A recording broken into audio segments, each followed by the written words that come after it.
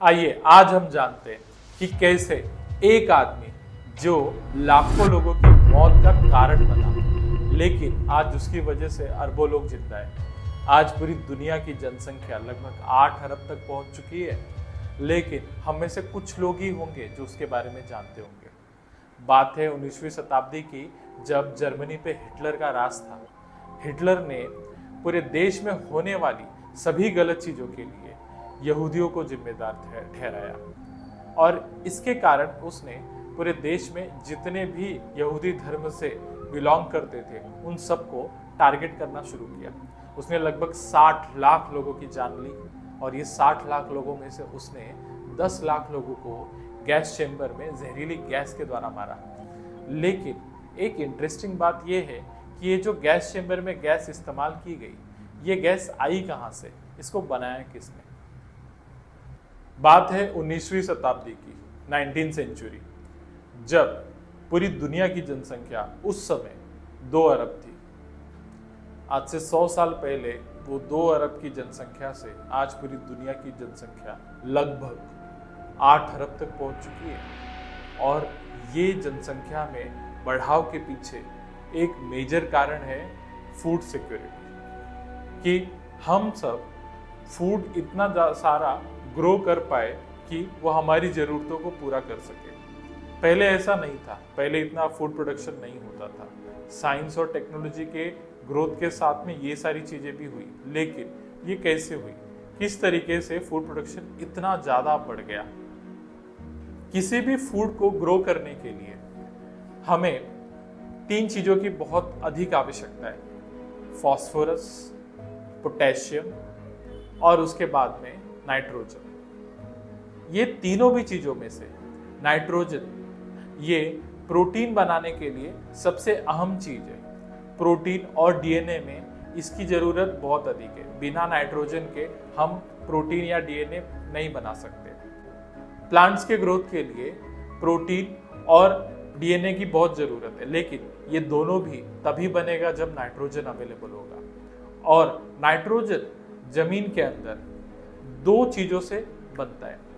पहला चीज़ है बिजली। जब भी लाइटनिंग होती है, बिजली कड़कती है, तब बिजली के अंदर इतनी अधिक एनर्जी आती है कि वो नाइट्रोजन गैस को तोड़ करके 2 सेपरेट नाइट्रोजन में कन्वर्ट कर देती है। ये नाइट्रोजन फिर ऑक्सीजन से रिएक्ट करता है, और फिर इसका पानी के साथ रिएक्शन होता है और वो नाइट्राइट में कन्वर्ट हो जाता है। ये नाइट्राइट बारिश के साथ जमीन में आ जाता है। इसके साथ ही साथ दूसरा, कुछ ऐसे बैक्टीरिया है जो जमीन में रहते हैं और वो हवा में मौजूद नाइट्रोजन गैस को अमोनिया में कन्वर्ट करते हैं। तो बिजली से बनती हुई नाइट्रेट और बैक्टीरिया द्वारा बनाया गया अमोनिया, ये दोनों ही जमीन में नाइट्रोजन की पूर्ति करते हैं। लेकिन जिस तरीके से हम खेती करते हैं, जिसमें बार बार एक जमीन के ऊपर हम कई फसलें उगाते हैं, और वो भी बहुत अधिक मात्रा में, इतनी फसलों को उगाने के लिए इतना सारा नाइट्रोजन जो जमीन में है वो भी कम गिरता है। इसके लिए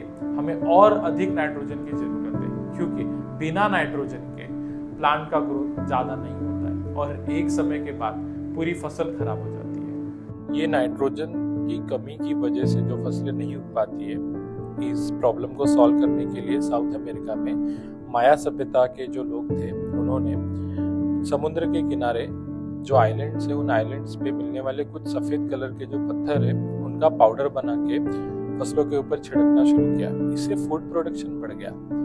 इस बात को वहाँ पे जब स्पेनिश लोग पहुँचे तो उन्होंने भी नोटिस किया, और फिर ये बात हमें पता चली कि जो समुद्री पक्षी है, सीगल, वो वहाँ पे नेस्टिंग करने आते वो आइलैंड्स पे, और ये जो पक्षियों का वेस्ट प्रोडक्ट है वो उस आइलैंड पे काफ़ी समय से जमा होने की वजह से उसका एक लेयर बन चुका है। इस वेस्ट में नॉर्मली अमोनिया और यूरिया पाया जाता है, और इसलिए वो एक तरह का नेचुरल फर्टिलाइजर है। और उस समय सभी देश इसी फर्टिलाइजर का इस्तेमाल करते थे फार्मिंग करने के लिए, और कोई प्रकार का केमिकल फर्टिलाइजर उस समय अवेलेबल नहीं। ये प्लांट की ग्रोथ में बहुत ही मदद करता है। नाइट्रोजन मिलने के बाद प्लांट का ग्रोथ और उसकी जो यील्ड है, मतलब उपज है, वो दूसरे पेड़ों से बहुत अधिक होती है। इससे फूड प्रोडक्शन बढ़ जाता है। लेकिन इस फूड प्रोडक्शन को बढ़ाने के लिए ये गुआनो का इस्तेमाल हो रहा था। गुआनो वही है जो पक्षियों का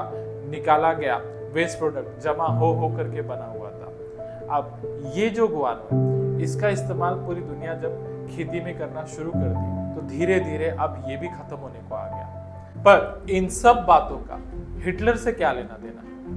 यहीं पे ये बातें इंटरेस्टिंग होती है, क्योंकि अब होती है एंट्री फ्रिट्ज हाबर नाम के एक जर्मन साइंटिस्ट की। यह साइंटिस्ट एक यहूदी था, लेकिन वो अपने देश से प्यार भी करता था। लेकिन अब तक किसी भी वैज्ञानिक ने हवा में मौजूद नाइट्रोजन को अमोनिया में बनाने में कोई सक्सेस नहीं पाई थी। अब जो फ्रिट्ज हाबर है, इन्होंने हाइड्रोजन और नाइट्रोजन गैस को बहुत ही हाई प्रेशर और हाई टेम्परेचर पे आयरन कैटलिस्ट की मौजूदगी में जब ट्रीट किया तो ये नाइट्रोजन गैस ने हाइड्रोजन से रिएक्ट किया और अमोनिया की पहली बूंद बनी। इसके पहले ऐसा कभी नहीं हुआ था। फ्रिट्ज हाबर के ये प्रोसेस को फिर जर्मनी के एक बहुत बड़े केमिकल फैक्ट्री ने इस्तेमाल किया और बहुत बड़े पैमाने पे उसका प्रोडक्शन चालू किया। इस इन्वेंशन के लिए फ्रिट्ज हाबर को नोबेल प्राइज भी मिला 1918 में। लेकिन उनको मिले इस नोबेल प्राइज को सभी वैज्ञानिकों ने बहिष्कार किया। यहाँ तक कि उनके साथ दूसरे ऐसे लोग जिनको नोबेल प्राइज मिला था, उन्होंने अपने नोबेल प्राइज को लेने से भी इनकार कर दिया। इसके पीछे एक मेजर कारण ये है कि फ्रिट्ज हाबर जो है, उन्होंने ये इन्वेंशन के साथ में एक और चीज की थी। उन्होंने पहली बार केमिकल गैस का इस्तेमाल किया, जहरीली गैस को बनाई, जिसका इस्तेमाल जर्मनी ने अपने दुश्मन देशों के ऊपर किया। फ्रिट्ज हाबर ने जर्मनी की सेना के साथ में बेल्जियम के यप्रस नाम के शहर में दूसरे युद्ध में वर्ल्ड वॉर 1 के दौरान इस जहरीली गैस का परीक्षण किया। इसी कारण से फ्रिट्ज हाबर को फादर ऑफ केमिकल वॉरफेयर भी कहा जाता है। अब बात आती है हिटलर की। हिटलर ने पूरे देश में होने वाली सभी गलत चीजों के लिए यहूदियों को दोषी ठहराया था और इस कारण से उसने सभी यहूदियों को खत्म करने की कोशिश की। इस कोशिश में उसने लगभग 60 लाख यहूदियों को मार डाला और इसी दौरान हिटलर ने फ्रिट्ज हाबर के मेथड का इस्तेमाल किया और उस मेथड का इस्तेमाल करके जर्मनी की एक डिफेंस कंपनी ने साइक्लोन बी नाम की जहरीली गैस बनाया। ये गैस साइनाइड थी। साइनाइड गैस जब कोई भी आदमी सूंघता है तो ये उसके शरीर में जाकर के उसके जो सेल्स है उसके नॉर्मल एनर्जी बनाने के मैकेनिज्म को इंटरफेयर करती है। इससे पर्सन के दिमाग, दिल और दूसरे अंगों पे प्रभाव पड़ता है और उसकी मौत हो जाती है। इस तरीके का इस्तेमाल करके हिटलर ने गैस चेम्बर में लगभग 10 लाख लोगों को मारा। हालांकि ये पूरे इवेंट में फ्रिट्ज हाबर का डायरेक्ट इन्वॉल्वमेंट नहीं था, लेकिन उसके बनाए गए वो मेथड्स का ही इस्तेमाल करके ये जहरीली गैस बनाई गई थी। फ्रिट्ज हाबर खुद भी यहूदी थे और उन्हीं के मेथड का इस्तेमाल करके उन्हीं के लोगों को मारा गया। इसके बाद फ्रिट्ज हाबर को उनके पोजीशन से, सीनियर साइंटिस्ट के पोजीशन से भी निकाल दिया गया। उनसे जबरदस्ती रिजाइन करवाया गया और रिजाइन करवा करके उनको देश से बाहर निकाल दिया गया। फ्रिट्ज हाबर फिर स्विट्जरलैंड में एक होटल में हार्ट अटैक से उनकी मौत हो गई। ये वो एक आदमी है जिसकी वजह से लगभग 10 लाख से अधिक यहूदियों की जान गई। लेकिन इसी एक आदमी की वजह से, इसके बनाए गए एक फॉर्मूला की वजह से आज दुनिया में लगभग 8 अरब लोग हैं जो भी खाना खाते हैं। वो सारे खाने को, वो सारे फूड को प्रोड्यूस करने के लिए कहीं ना कहीं इन्हीं के मेथड का इस्तेमाल किया जा रहा है। आज दुनिया में जो भी अमोनिया बनता है, जो भी फर्टिलाइजर बनते हैं, उनमें इन्हीं के मेथड का इस्तेमाल किया जा रहा है। तो ये आदमी जो भी कुछ किया इसने, वो सारी चीज़ों के साथ इसने ऐसा भी कुछ किया है जिससे आज हम सब प्रभावित हो रहे हैं और हम सबको ये इम्पैक्ट कर रही है। तो ये एक ऐसा पर्सन है जिसकी वजह से लाखों लोग तो जरूर मरे, लेकिन अरबों लोग आज इसकी वजह से जिंदा हैं।